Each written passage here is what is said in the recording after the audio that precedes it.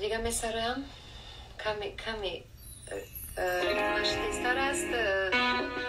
میخواستم که با همراهی یک جا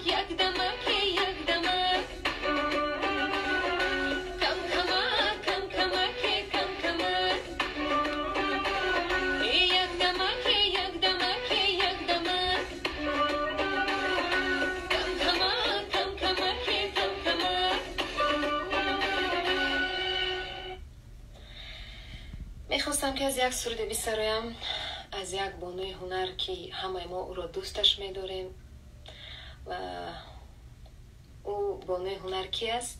منیژه جان دولت.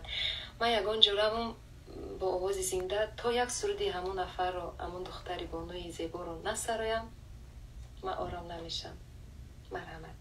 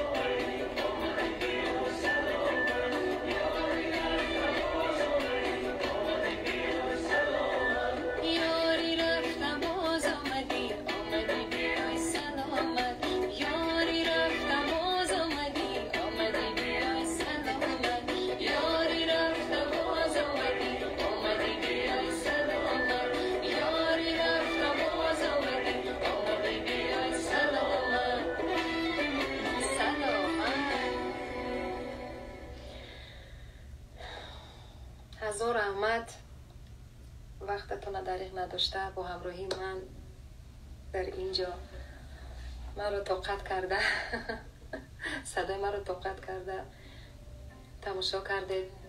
باز یه بار دیگر رحمت کلام خودتون رو احتیاط کنین. اصلیشو تیم همه شما در یک بار دیگر تن صحتی، خوشی زندگی رو، سلامتی، درد بیغم رو تمنا دارم. باز یک بار دیگر عیدتان مبارک باشد. خودتان احتیاط کنین.